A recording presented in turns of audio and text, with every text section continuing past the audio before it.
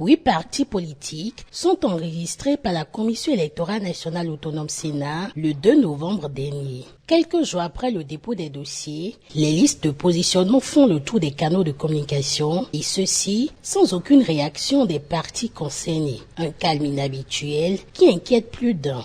À la question de savoir s'il s'agit d'un calme avant la tempête, les débatteurs répondent. Il faut retenir que le calme que nous observons aujourd'hui rend compte de la discipline de groupe qui se lie à travers les militants de ces différents partis politiques.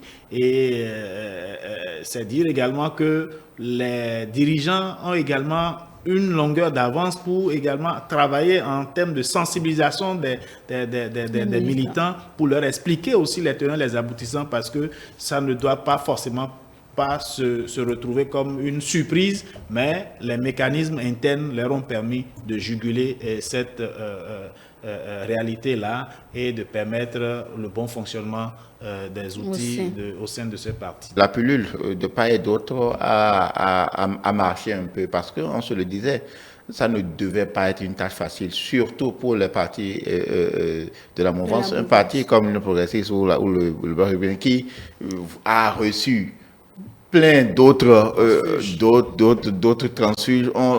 C'était vraiment, ce n'était pas gagné à l'avance, ça devait être compliqué pour ceux qui faisaient. Donc il y a lieu de les féliciter d'abord, parce que quoi que l'on dise, aucun positionnement ne peut contenter jamais les militants. Soit vous n'êtes pas positionné, vous n'êtes pas content. Ce silence leur est imposé par la société, parce que je l'ai toujours dit. Vous savez, le mouvement qu'on a observé avant les élections, dépôt des dossiers, on n'aura pas ce même mouvement après les élections.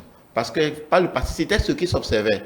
Les mécontents profitent en fait des questions de positionnement pour quitter les partis politiques au lendemain des élections. Il y a des luttes qui se mènent au sein des partis politiques. Vous pensez qu'il n'y aura pas de mécontents sur la présentation de la liste, les positionnements jusque-là? Vous allez constater que juste après les élections, les mécontents vont se faire savoir. Des courageux vont dire non, on a positionné telle personne. Ce n'est que le début. Encore que la liste... Il y a 8 partis politiques, les listes ne sont pas entièrement validées par la Sénat. Démarrage effectif des opérations de vente du coton graine au Bénin. Une annonce faite au cours du lancement de la campagne de commercialisation 2022-2023 du coton graine le vendredi 4 novembre dernier. Une organisation saluée ici par les débatteurs. Le coton béninois est de très bonne qualité. Le coton béninois, d'ailleurs, le Bénin est premier dans l'espace UMOA, Sud-Yao, en termes de production de coton, coton de premier choix, très prisé.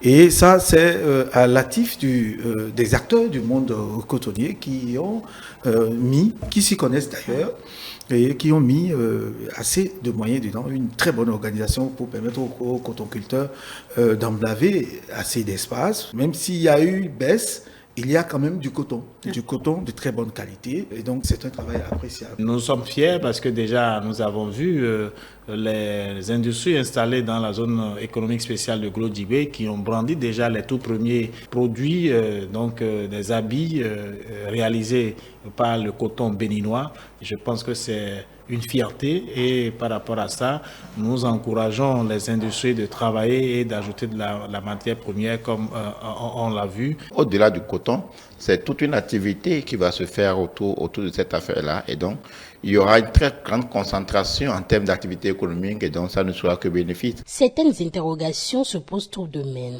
Parmi elles, le non-respect des engagements commerciaux mondiaux du Bénin vis-à-vis de ses collaborateurs par rapport à la fixation du prix. Un travail de fond d'analyse a été certainement fait en amont qui leur permettra en son temps d'harmoniser les prix, les choses pour que le Bénin ne soit pas en déphasage avec la réalité au plan international. En termes d'exportation de ces produits ou en termes de respect d'engagement avec les partenaires internationaux, le gouvernement doit pouvoir rester dans les clauses de leur contrat tout en optimisant la production et en garantissant la matière première pour les industries au niveau local, doit toujours également être en position de répondre aux engagements au niveau international. On ne peut créer de la richesse que lorsque nous transformons les produits au niveau local. Et c'est cette politique de transformation des produits locaux qui a amené le gouvernement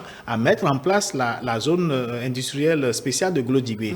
Alors, si cette zone-là ne prospère pas, ça veut dire que c'est un échec justement de la politique de développement économique du chef de l'État et de son gouvernement. C'est vrai que les relations commerciales sont toujours là, cela n'empêche rien, mais ça va nous éviter à nos commerçants de faire de très longs chemins, très longs voyages pour aller chercher des produits. Les produits sont à proximité à Glodibé.